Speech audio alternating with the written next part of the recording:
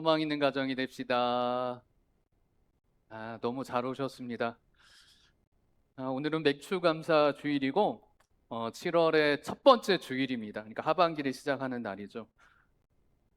7월 달 벌써 시작한 지 5일이나 지났는데 이 7월 달 어떻게 지금 맞이하고 계십니까? 사람들은 이런 여러 가지 마음이 들 것 같습니다. 저도 오늘 안내팀에 가서 딱 먼저 했던 얘기가 이 얘기였던 것 같아요. 우와, 시간이 너무 빨리 갑니다. 뭐 한 거 없는 건데 벌써 7월이 왔습니다. 이 얘기부터 했어요. 이 얘기는 여러 가지가 있을 것 같은데 오늘 이 자리에 있으신 분들도 비슷한 생각들이 있을 것 같아요. 이런 7월에 맞이할 때 나는 열심히 살았는 것 같은데 왜 변화가 없지? 뭔가 좀 이렇게 열심히 살았으면 뭔가 이 정도 이제 상반기 지나고 하반기 들어갈 때는 뭔가 살림에도 가정에도 뭔가 나에게도 변화가 있어야 되는데 변화가 없을까 이런 생각도 하고 아니면 왜 나만 이렇게 힘들지? 다른 사람들은 너무너무 행복해 보이는데 뭐 우리나라 뭐 주식도 많이 올라 돈도 많이 벌었다고 하는데 왜 우리 집 경제는 이러지? 누구는 뭐 달리기 해가지고 살도 빼고 건강해졌다는데 왜 내 삶은 이러지? 왜 다른 사람들은 그냥 그 평범하게 사는 거 뭐 큰 게 욕심을 바라는 것도 아닌데 왜 내 삶은 항상 이러지? 이렇게 맞이하셨던 분들도 있을 것입니다. 아니면 그것 때문에 정말 다른 사람들은 하나님이 돌보시고 은혜를 베푸시는데 정말 하나님은 나를 보고 계신 거 맞나? 나를 알기나 하실까? 내 이름 석자 정말 아실까? 라고 생각하며 7월을 맞이하신 분들도 있을 것입니다. 우리가 열심히 일했지만 인정받지 못하고 가족을 위해 헌신했지만 알아주는 사람이 없고 또한 교회에 와서도 이렇게까지 열심히 섬겼는데 아무도 기억하지 않는다라고 느낄 때가 있습니다. 많이 느끼셨죠? 그러면 그때 우리들은 어떻게 합니까? 저도 그랬었고 우리들이 그렇습니다. 그럼 어떻게 합니까? 더 많이 일을 합니다. 더 알아주기 위해서 뭐 이렇게 표현해 좀 우리를 갈아 넣는다고 표현하더라고요. 요즘 젊은 사람들은 정말 우리의 생명을 갈아 넣어서 더 봉사해서 사람들이 우리를 알아주려고 우리 가족을 위해 더 많이 수고하고 더 달려간다고 합니다. 이것이 세상의 방식인데 하나님은 우리에게 좀 다르게 이야기했습니다.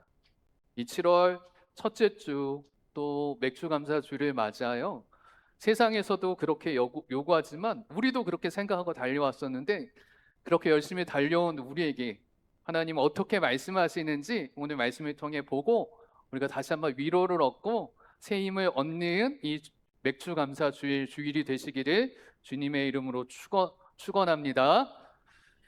첫 번째 또 오늘도 세 가지 3대지로 설교하는데요. 첫 번째부터 우리가 좀 정의를 좀 내려보고 하겠습니다. 한번 같이 보겠습니다.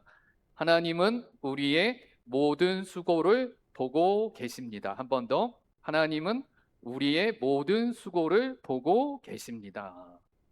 하나님은 우리의 수고를 다 보고 계신대요. 우리들끼리도 서로 인정하지 않고 칭찬하지 않지만 하나님 다 보고 계신대요. 근데 세상에 나가면 사람들은 조금 다르게 봅니다. 사람들은 뭘 보냐? 사람들은 열심히 보거든요. 열심히 보고 열심히 비교하는데 사실 사람들은 결과만 바라봅니다. 쉽게 대학을 갈 때도 직장에 갈 때도 누구만 기억됩니까? 누구만? 몇 등만 기억돼요? 1등만 기억됩니다. 1등만 기억돼요. 1등만 항상 인터뷰하고 중간에 있는 사람들은 인터뷰하지 않습니다. 수능도 만점을 받아야지 인터뷰를 합니다. 항상 경쟁하고 그렇게 달려가야 된다고 합니다. 우리도 그렇게 해요. 우리도 그렇게 합니다. 그리고 그것 때문에 우리가 지칠 때도 많아요. 그런데 하나님은 우리를 세상과 다르게 보십니다. 오늘 주보 말씀을 보면 주보 제목이 뭐라고 되어 있죠?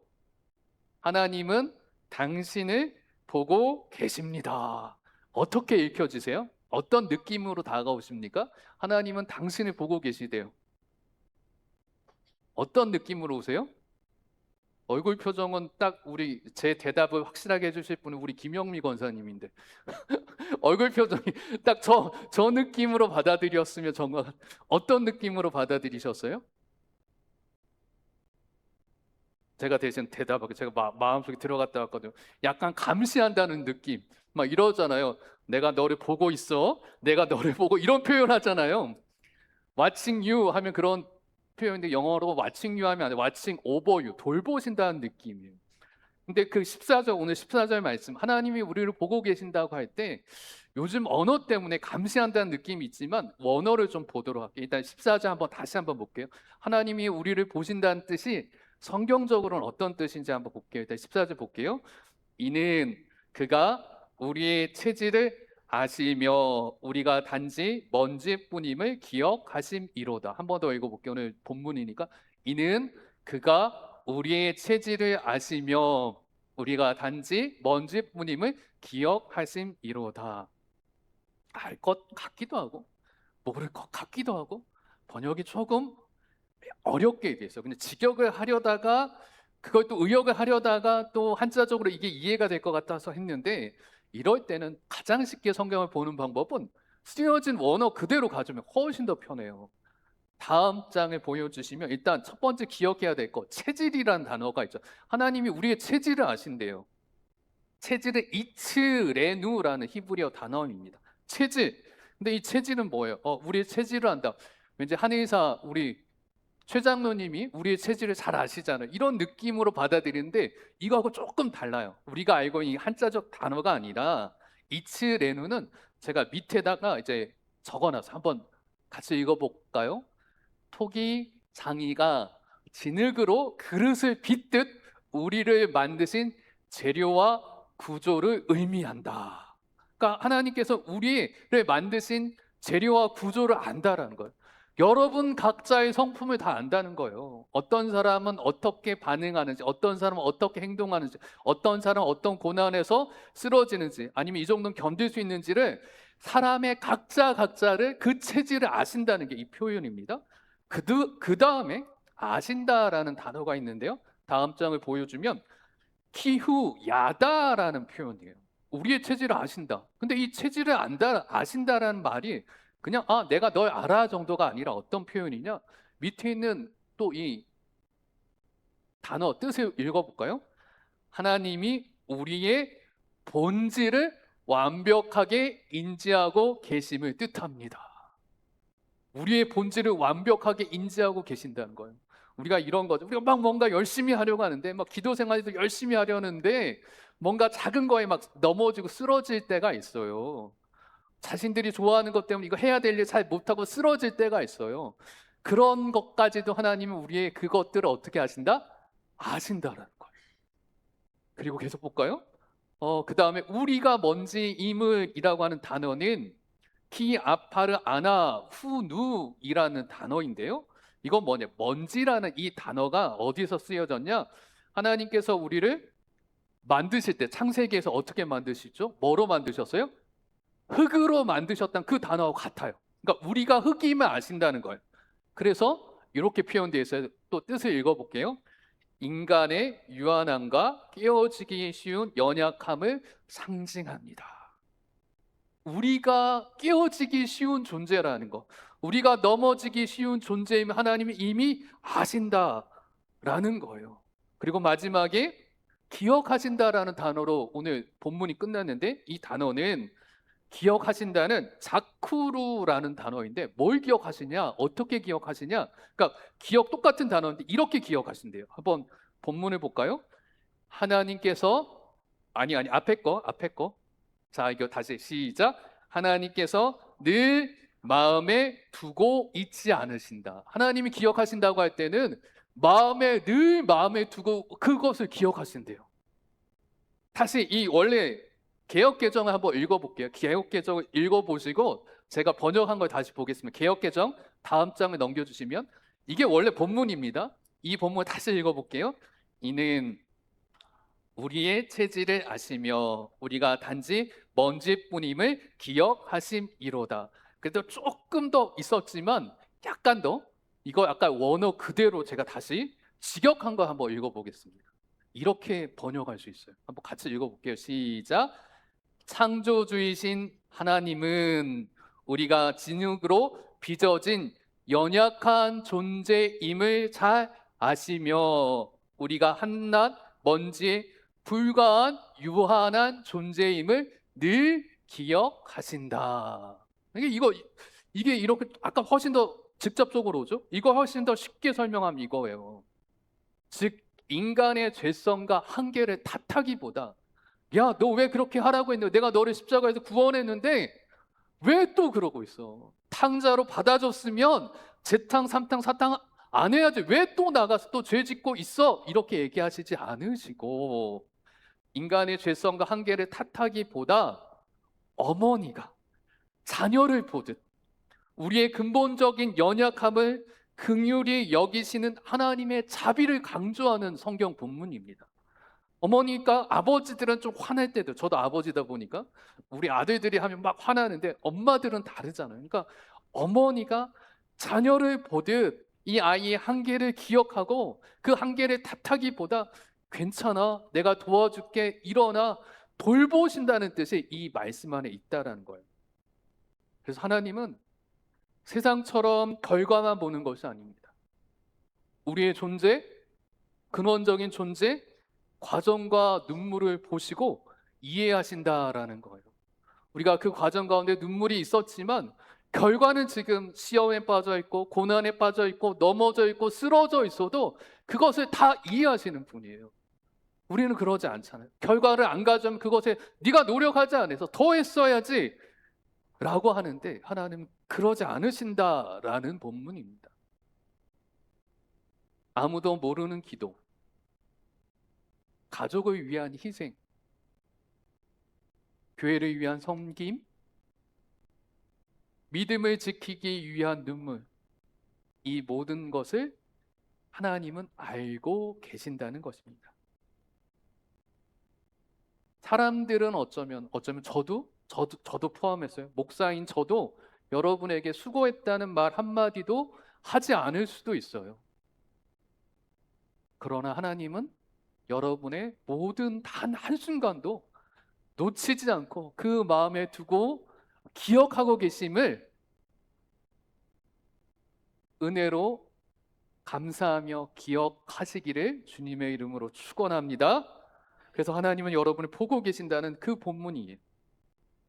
두 번째, 그러다 보니 하나님 우리에게 이렇게 얘기하십니다. 그럼 같이 읽어볼까요? 무너져도 괜찮다. 한 번 더 읽어볼까요? 무너져도 괜찮다.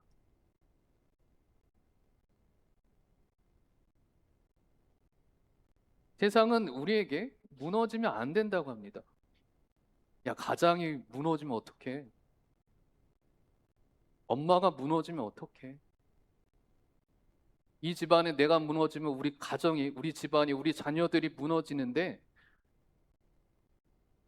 내가 버텨야지. 그런데 하나님은 무너져도 괜찮다라고 얘기하십니다. 아까 본문에서 시편 기자는 우리가 먼지임을, 우리가 흙임을 하나님은 기억하신다고 얘기했어요.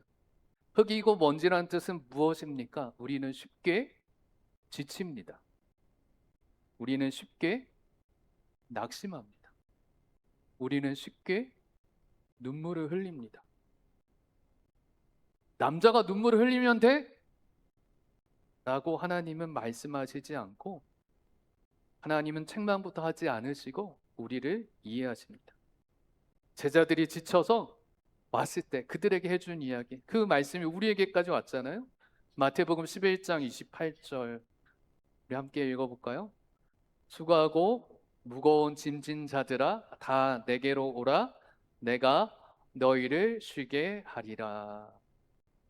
수고하고 무거운 짐진 자들아 다 내게로 오라 내가 너희를 쉬게 하리라. 와서 쉬어라 라고 말씀하십니다. 하나님은 쉼없는 헌신보다 우리의 회복을 원하십니다. 하반기를 시작하는 지금 더 많은 일을 하라는 것이 아니라 먼저 하나님 안에서 회복하라고 여러분을 초대하십니다. 무너져도 괜찮다. 이 장면이 나오는 성경에 너무 유명한 예화가 있죠. 예화가 아니라 이야기가 있잖아요. 다음 그림을 보여주실까요?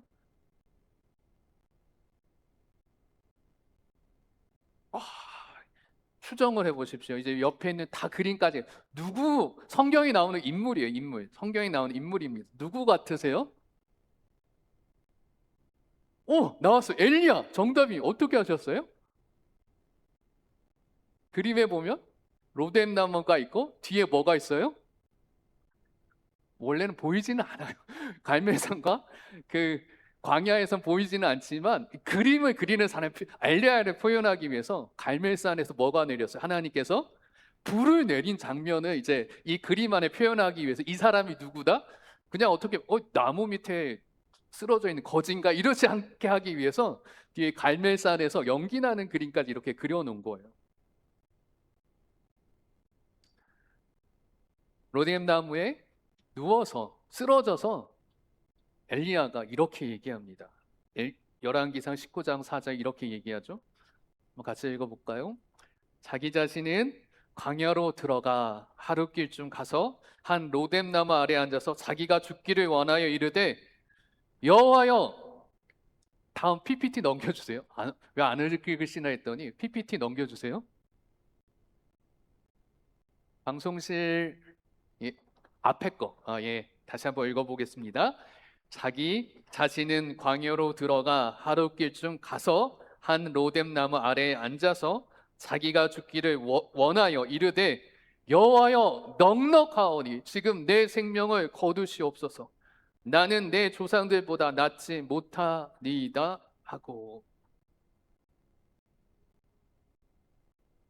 엘리야가 방금 전에 어떤 일이 있었나요? 저 그림에 아까 봤던 대로 갈멜산에서 기도 전투를 한 하나님이 불을 떨어뜨려 주는 그 엄청난 은혜를 받았습니다.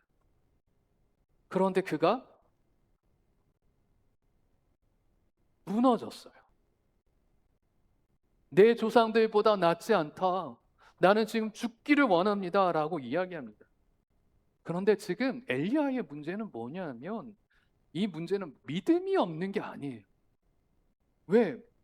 우리보다 믿음 엄청나잖아요. 바로 앞에서 뭐 했어요? 기도했더니 하늘에서 뭐가 떨어져요?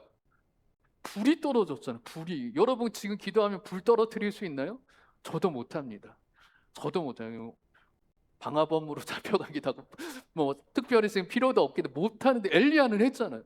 그런데 그러고 나서 바로 쓰러졌어요. 이건 믿음이 없는 것이 아니라 뭐 한 거다? 지친 거예요. 여러분 이 차이를 아셔야 됩니다. 쓰러져 있는 나를 여러분 우리 자신을 보고 나는 믿음이 없는 게 아니라 지친 거라는 걸 우리가 먼저 알아야 돼요. 이 상황을 알아야 돼요.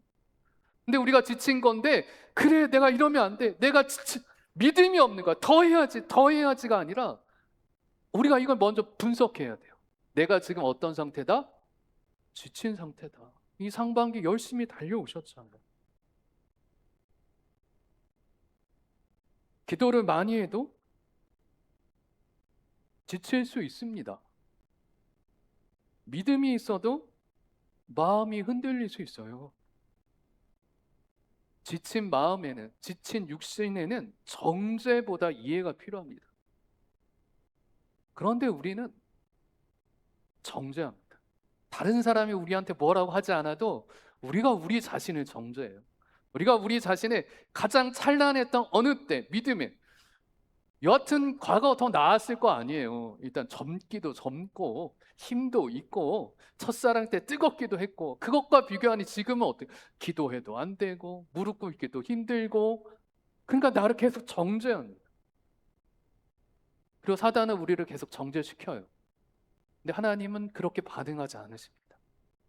야, 너 방금 전에 내가 불을 떨어뜨려 줬는데 그럼 힘있게 일어나서 엘리야답게 얘기해야지. 복음을 선포해야지. 왜 너 쓰러져 있어? 라고 하나님 얘기하시나요? 그러지 않죠. 하나님 먼저 쉬게 하십니다. 그리고 먹이십니다. 그리고 잠도 재우세요. 그 다음 5절부터 7절 한번 보고 하나님 어떻게 하셨는지 한번 하나님의 돌보심을 어떻게 하셨는지 이 하나님이 엘리야를 돌보셨듯 우리도 똑같이 하시거든요. 5절부터 7절 한번 읽어볼게요. 로뎀 나무 아래에 누워 자더니 선사가 그를 어루만지며 그에게 이르되 일어나서 먹이라 하는지라 본즉 머리맡에 숯불에 구운 떡과 한 병 물이 있더라. 이에 먹고 마시고 다시 누웠더니 여호와의 천사가 또다시 와서 어루만지며 이르되 일어나 먹으라. 내가 갈 길에 다 가지 못할까 하노라 하는지라. 본문을 놔두세요. 우리가 이 장면을 여러분 머릿속에 그리셔야 돼요. 방금 어떻게 했습니까? 갈멜산 안에서 하나님 응답까지 주셨어요. 하나님 그 불 내가 불 내려줄 테니까 네가 기도해도 아니고 걔가 다 이렇게 해놓고 하나님 불을 주십시오. 요구한 대로 하나님이 다 하시고 그 아합의 선지자들을 그 이방 선지자 다 죽이는 것까지 하나님 다 도와주셨어요. 비까지 오게 하셨어요. 근데 그가 그런 기적을 경험한 엘리야가 이제 광야로 와서 로뎀 나무에 남아서 방금 뭐라고 합니까? 뭐라고 합니까? 죽여주세요. 아, 나 더 이상 못하겠습니다. 그냥 죽는 게 낫겠습니다. 우리 조상들보다 나는 낫지 못하니까 나는 죽는 게 낫겠습니다. 라고 발악하는 거죠. 발악. 뭐 이렇게 큰 소리로 안 했을지도 몰라. 너무 지쳐가지고. 그러나 발악하고 있어요. 그럼 그런 발악하는 사람을 우리가 보면 우리는 어떻습니까? 우리도 더 큰 소리 지르죠. 이게 정신머리하고 일로 와 몽둥이 가져 몽둥이 가지고 일단 열 대부터 맞고 시작하자 이럴 거예요. 우리는 그것을 우리 자신한테 그런다. 근데 이제 보면 이래요. 그런 엘리야에게 하나님이 하신 일은 로뎀 나무에 누워 있어요. 그에게 먼저요. 천사가 한 일이 뭐예요? 노란색으로 그를 어루만져 주세요. 혼내시는 게 아니라 그를 어루만져 주시고 그리고 그를 어루만져 주시며 일어나서 먹으라. 엘리야가 배고팠나 봐요. 얼른 일어나 먹습니다. 숯불에 구운 떡과 한 병 물. 우리 하나님께서 직접 숯불에 구웠어요. 그냥 떡이 아니라 어디에 구웠어요? 숯불에. 고기도 숯불에 구우면 맛있잖아요. 숯불에 구워서 주는 거죠. 그랬더니 먹고 마셨어요. 그럼 어떻게 해야 돼요? 일어나야죠. 근데 6절에 봤더니 먹고 마시고 어떻게 해요? 다시 누웠더니 사춘기 들어갔던 아니면 대학에서 막 이렇게 했던 우리 말 안 들을 때 우리 아들들 보는 거 있죠. 야 먹기라도 해. 그럼 꾸역꾸역 나와서 어떻게 해요? 먹고 어떻게 해요? 다시 자기 방으로 쏙 들어가서 문 쾅 닫고 안 나오죠. 엄마 아빠 속 터지는 건 모르고 제가 그랬습니다. 제가 예전에 그랬어요. 근데 엘리야가 지금 그러고 있어요. 그러면 하나님이 열불나서 야 나가서 돈이라도 벌어 이렇게 하시는 게 아니라 7절에 봤더니 또 뭐예요? 여호와의 천사가 또 뭐라고요? 다시 와서 뭐 하세요? 어루만져 주세요.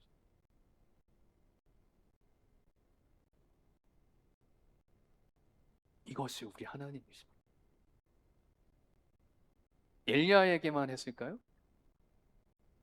아니 하나님은 동일하신 분이시거든요.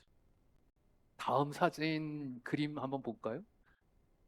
어디 장면일까요? 이것도 한번 약간 지팡이 들고 있는 게 좀 안 맞긴 한데 비슷한 사진 아무리 찾아도 이거밖에 없어서 추정해요. 성경의 어디 부분일까요?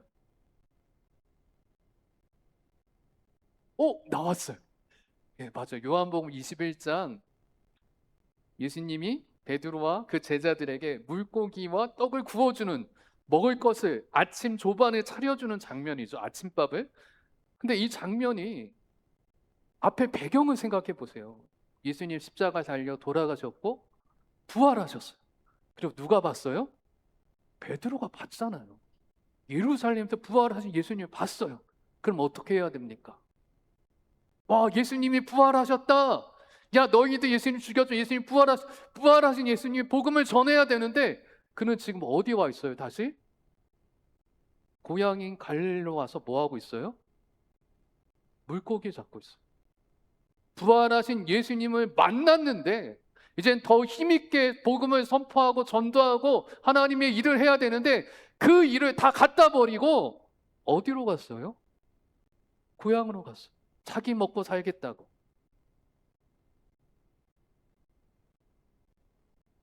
그런데 예수님은 또 그 현장으로 갈릴리 호수까지 가셔서 어떻게 하십니까? 그를 위로하시기 위해 이 배신자 내가 너를 위해 십자가 지고 그 고통 가운데 도망가더니 부활한 나를 보고도 또 도망가냐? 야, 너도 지겹다, 지겨워. 그만 좀 해라. 저라면 그랬다. 저라면 다행인 거예요. 제가 예수님이 아니고 하나님이 아닌 게 우리는 정말 다행입니다. 그랬을 텐데 예수님은 그 자리에 앉아서 새벽까지 어부일을 밤에 합니다. 밤에. 그 그물에 갈래 그 당시 2000년 전에는 그 어부일을 밤에 해요. 그래야지 그 그물에 걸리기 때문에 밤새 고기를 잡던 그들을 먹지 못했던 그들을 위해서 예수님이 친히 또 뭘 주고 계세요? 먹을 아침을 차려줍니다. 우리 하나님은 밥을 차려주는 걸 너무 좋아하시는 것 같아요. 그리고 나서 그에게 이야기하죠. 우리가 잘 아는 대로 내가 나를 사랑하느냐. 몇 번? 세 번. 왜 세 번이나 물어봐요? 무슨 사건이 있었기 때문에 베드로가 예수님을 세 번이나 부인했던 그 자신을 정죄하는 거죠. 나는 수제자의 자격도 없어. 나는 3년 동안 따라다녔던 자격도 없어. 부활하신 예수님을 만났지만 나는 그 예수님 옆에 곁에 있지도 못하고 예수님을 모른다고 부인했던 나는 그 승리의 부활하신 예수님 곁에서 부활의 기쁨을 누릴 자격이 없어. 그래서 그는 어디로 간 거예요? 고향으로 간 거죠. 근데 그에게까지 예수님은 오셔서 먹이십니다. 말을 통해 어루만져 주십니다. 그가 다시 일어나게 하십니다. 하나님은 우리에게 그래서 이렇게 얘기하시는 거예요. 무너져도 괜찮아. 내가 너를 찾아가서 너를 어루만질 것이고 너를 다시 세울 것이고 다시 이 길을 걸어가게 할 거야. 두려워하지 마. 내가 너와 함께 할 거야. 세상 끝날까지 너희와 함께 하시리라. 마지막 세 번째는 이겁니다. 한번 같이 읽어볼까요? 하나님은 반드시 때가 되면 열매를 맺게 하십니다. 갈라디아서 6장 9절은 우리에게 너무나 큰 약속입니다. 포기하지 아니하면 때가 이름에 거두리란 말씀인데 한번 같이 읽어볼까요? 우리가 선을 행하되 낙심하지 말지니 포기하지 아니하면 때가 이름에 거두리라. 여기서 중요한 단어는 때입니다. 우리 인간들은 우리 시간 밑에 있잖아요. 그러니까 때라고 하면 항상 언제인지 아십니까? 지금이에요, 지금. 과거의 영광을 생각하고 미래를 어떻게 생각한다 하지만 사실 우리는 항상 언제만 보는 거예요? 지금. 지금 배고픈 게 문제고 지금 맛있는 걸 먹어야 되고 지금 아픈 게 문제고 이 과거의 영광 다 소용없고 미래에 찬란한 거 다 필요 없어요. 지금 내가 아프고 힘들고 지치고 어려우면 지금이 고난인 거고 지금 내가 행복하면 다 행복한 거예요. 내일 당장 어떤 일이 벌어져도 생각지도 못하는 게 우리 인간입니다. 그러다 보니 지금 내가 힘들면 하나님은 나를 보시지 않는 거예요.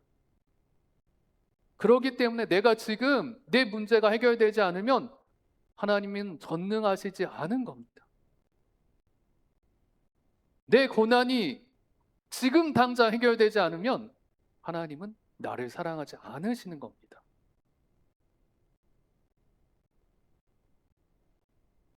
엘리야 같죠? 지금 나를 죽여주십시오. 나는 조상들보다 낫지 않습니다. 베드로 같죠? 나는 예수님 부인한 제자이니 부활의 영광 함께 할 수 없어. 도망가야지. 네, 하나님은 기다리셨어요. 그리고 하나님은 가장 좋은 때를 알고 계십니다. 씨앗을 심는다고 바로 열리지 않습니다. 겨울을 지나고 비를 맞고 햇빛을 받은 후에 하나님의 때 열매를 맺습니다. 우리의 신앙도 우리의 삶도 마찬가지입니다. 기도도 섬김도 눈물도 사랑도 하나도 헛된 것이 없어요. 여러분이 지금까지 기도하신 거, 섬기신 거, 가족을 위해 노력하신 거 헛된 것 하나도 없습니다. 그것들이 채워질 때 하나님의 시간표는 늦어지지도 않아요. 우리는 미래를 모르기 때문에 지금 아니면 다 틀린 거지만 하나님이 보실 때 가장 좋은 때가 있습니다. 그리고 그때까지 우리가 포기하지 않으면 하나님 우리에게 무엇을 주신다? 열매를 맺게 하신다. 상반기에 저희 교회에 너무나 좋은 일이 있었어요. 헌당식이 있었습니다. 6월 첫째 주에. 너무나 큰 은혜였어요. 그걸 제가 느꼈던 것 중에 하나는, 제가 이제 목포에 온 지 8년이 되니까 이제 목포에 기장 목사님들보다 기장이 아닌 다른 타교단 목사님들을 훨씬 많이 알게 됐어요. 그 목사님들하고 같이 있는데 저희가 이제 헌당식 한다고 이야기를 했더니 너무 축하한다고 너무 부러워하는 거예요. 너무너무 부러워하는 거예요. 왜냐면 거기 있었던 목사님들 중에는 어떤 목사님은 어 요즘에 저 남악 쪽에 새로 생긴 그레이스 처치 있잖아요. 거기 친한 목사님인데 그 교회 주임에서 빚이 25억이나 됩니다. 항상 그 이야기를 하시거든요. 그러니까 저를 보고 너무너무 부럽다고 하시는 거예요. 그래서 그때 한 번 더 깨달았죠. 와, 이 헌당식이 정말 하나님 주신 너무나 큰 은혜구나라고 생각했습니다. 그러고 나서 그 헌당식 하고 나서 이 뭔가 그 다음 주에 조금 쉬고 있었잖아요. 그리고 이 맥주 감사주일을 준비하는 하나님 주시는 마음이 있었어요. 우리에게. 야, 이제 헌당식 하고 교회도 하나님께 드렸으니 이제 우리가 뭐 해야 돼요? 이제 우리 어떤 마음이 들었어요? 그래, 이제 세상으로 나와 선교하고 우리 이제 더 큰 교회 되고 더 부흥하고 달려가야지, 막 이런 마음이 제가 있었을까요? 없었을까요? 당연히 있죠. 목, 목회자는 당연히 있어요. 근데 하나님이 이 말씀을 준비하면 저에게 좀 쉬어도 돼. 우리의 단교회 너는 8년밖에 안 됐지만 이 교회에 있었던 우리 교인들 이 건축하며 너무나 많이 수고했고 지쳤어. 믿음이 없는 게 아니야. 지금 지쳤어. 야, 채찍질 하지 마. 내가 괜찮다는데 너 왜 채찍질 하려고 해? 막 제가 다음 세미나 언제부터 할까 막 생각하고 있었거든요. 쉬어도 괜찮아. 이제는 조금 쉬어야 돼. 다행히 방학도 곧 오죠. 방학만 쉬지 말고 하반기에 좀 쉬어볼까 생각도 들 정도로 하나님 그 말씀을 주시다. 그래서 하나님이 오늘 두 번째 있었던 우리 교회 교인들에게 이렇게 말씀하십니다. 무너져도 괜찮아. 쉬어도 괜찮아. 너희들 너무 많이 수고했어. 이 교회를 위해 너무 많이 수고했고 그 수고를 내가 다 알아.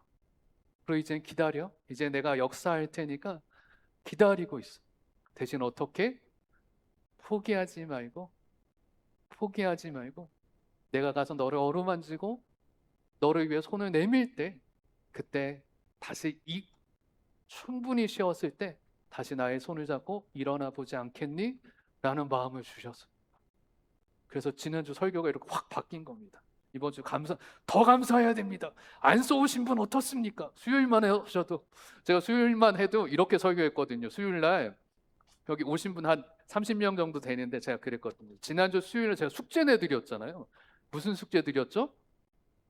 맥주 감사 헌금 봉투에 감사 써보라고 했잖아요. 안 어렵잖아요. 그래서 수요일 날 제가 딱 오신 분들에게 얘기하다가 자, 지난주 저희 3일 지났는데 이게 한번 한 글자라도 써보신 분 몇 분이나 되세요? 그래서 한 5분은 들 줄 알고 손 들라고 했어요. 30명 중에 아무도 안 드는 거예요. 그래서 제가 그때 제가 깜짝 놀라서 깜짝 놀란 거예요. 그러면 안 된다. 그래가지고 이제 목자들도 끝나고 막 닥달한 거예요. 자, 목자들 이제 여러분들 목자로서 일을 해야 됩니다. 카톡을 보내든 전화를 하든 우리 맥주 감사 헌금 봉투에 감사 좀 쓰라고 하세요. 부드럽게 얘기했죠. 제 성격은 부드럽게 얘기했죠. 그렇게 했어요. 근데 이 설교를 준비하다 와, 하나님이 닥달하지 말라고 하는데 내가 닥달하고 있었구나. 닥달한다고 생각하지 않았거든요. 이게 하나님이 께서 주신 그 복을 우리가 누리는 거라고 생각했는데 우리가 믿음이 없는 게 아니라 그것이 믿음이 없어서 못 쓰는 게 아니라 지금 우리는 어떤 상태다? 지친 거구나. 그래서 괜찮다. 하나님 내가 다 안다 라는 마음을 주신 겁니다. 그렇게 사랑하는 성도 여러분, 우리를 위해 같이 좀 위로하셨으면 좋겠어요. 이렇게 한번 해보실까요? 이렇게 딱 자기를 안고 자기에게 얘기하시는 거예요. 자기에게 소리 조금 내셔서 내 귀에 들려야 됩니다. 괜찮아. 무너져도 괜찮아. 지금까지 잘했어. 너무너무 수고했어.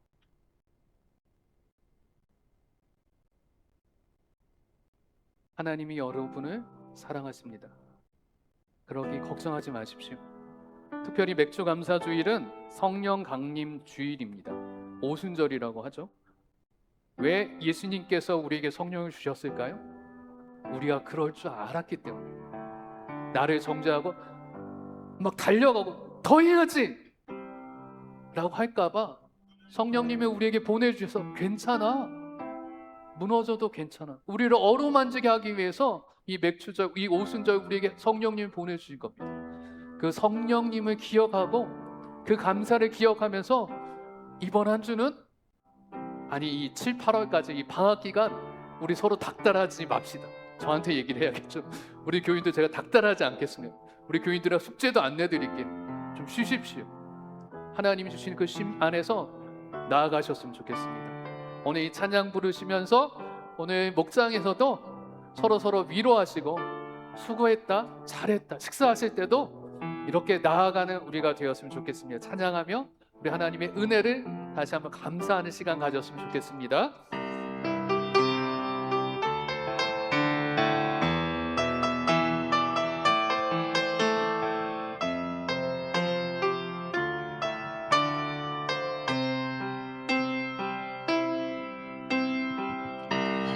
시절 지날 때 깊은 한숨 내쉴 때 그런 풍경 보시며 탄식하는 분 있네.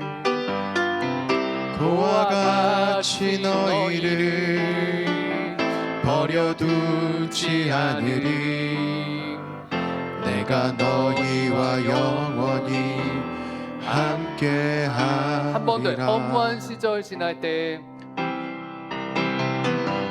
허무한 시절 지날 때 깊은 한숨 내쉴 때 그런 풍경 보시며 탄식하는 분 있네. 그와 같이 너희를 버려두지 않으리. 내가 너희와 영원히 함께하리라. 성령이 오셨네. 성령이 오셨네. 내 주에 보내신 성령이 오셨네. 우리 인생 가운데 친히 찾아오셔서 그 나라 꿈꾸게 하시네. 억눌린 자 갇힌 자 자유함이 없는 자 피난처가 되시는 성령님 계시네. 주의 영이 계신 곳에 참 자유가 있다네. 진리의 영이신 성령이 오셨네. 억눌린 자 갇힌 자 자유함이 없는 자 피난처가 되시는 성령님 계시네. 주의 영이 계신 곳에 참 자유가 있다네. 진리의 영이신 성령이 오셨네. 성령이 오셨네. 성령이 오셨네. 내 주에 보내신 성령이 오셨네. 우리 인생 가운데 친히 찾아오셔서 그 나라 꿈꾸게 하시네. 성령이 오셨네. 성령이 오셨네. 내 주에 보내신 성령이 오셨네. 우리 인생 가운데 신이 찾아오셔서 그 나라 꿈꾸게 하시네. 성령이 오셨네. 성령이 오셨네. 내 주에 보내신 성령이 오셨네. 우리 인생 가운데 친히 찾아오셔서 그 나라 꿈꾸게 하시네. 오늘 이 시간 함께 기도하실 때 기도를 못하셔도 괜찮아요. 오늘 두 팔을 아까처럼 자신을 안아주세요. 기도가 안 나오시는 분들 기도 안 하셔도 됩니다. 오늘 이렇게만 얘기하시고 괜찮아. 쓰러져도 괜찮아. 넘어져도 괜찮아. 주님의 음성을 여러분의 입술로 대신 자기 자신의 영혼에게 이야기하십시오. 그렇게만 이야기하셔도 됩니다. 그러나 기도가 나오시는 분은 기도하셔도 돼요. 오늘 이 시간 주님의 음성을 듣고 성령님과 함께 하실 수 있도록 우리가 함께 기도하도록 하겠습니다. 하나님 정말 감사합니다. 하나님, 엘리야를 찾아오시고 베드로를 찾아오신 하나님 너무나 감사합니다. 닥달하지 않으시고 우리의 쓰러지고 지친 마음을 하시고 어루만져 주시고 먹여주시고 도와주시고 일으켜 세워주시고 힘을 주시고 기다려주시는 주님의 성품을 사랑하심을 다시 한번 봅니다. 주님, 이 시간 오셔서 우리에게 임재하여 주시옵소서. 지쳐버린 우리의 마음을, 억눌린 우리의 영혼을, 갇힌 우리의 육신을 붙들어 주시고 자유케 하여 주시사. 다시 한번 우리가 일어나기를 원하오니 주여 붙들어 주시옵소서. 성령이시여 친히 오시사 우리가 주님과 동행하게 하시고 주님의 사랑 안에 들어가게 하여 주시옵소서. 다시 한번 우리의 성도들을 주님 사랑하여 주시고 에세드의 은혜로 임재하여 주시옵소서. 사랑의 하나님, 진심으로 감사를 드립니다. 지난 상반기 동안 우리를 보시고 아시고 함께하여 주셔서 너무나 감사합니다. 그리고 지친 우리를 이해하여 주시고 무너져도 괜찮다, 쓰러져도 괜찮다, 그런 우리에게 친히 찾아오셔서 어루만져 주시고 먹여주시고 다시 힘을 주시는 우리 하나님, 성령님 너무나 감사합니다. 오늘 이 시간 친히 오시사 우리를 어루만져 주시옵소서. 우리가 다시 한번 일어날 수 있도록, 이 지침을 이길 수 있도록 다시 한번 주님이 주신 그 평안 안에, 쉼 안에 들어가는 이 한 달이 될 수 있도록 주님 도와 주시옵소서. 다시 세상으로 나아갑니다. 우리를 너무 닥달하지 않도록 주님이 우리를 기다려 주셨듯 우리도 우리 자신을 기다려주고 우리 가족을 기다려주고 우리 친구들을 가르쳐 기다려주고 우리 성도들을 서로 이해하고 사랑하고 기다려주는 우리가 될 수 있도록 인도하여 주시옵소서. 이제는 우리 주 예수 그리스도의 은혜와 아버지 하나님의 무한하신 사랑하심과 성령님의 감화 감동 교통하시는 역사가 우리를 어루만져 주시는 그 하나님의 사랑에 힘입어 끝까지 견디며 나아가기로 결단하는 주의 거룩한 모든 성도들 머리 위 이제부터 영원토록 함께 하시기를 간절히 축원하옵나이다. 아멘.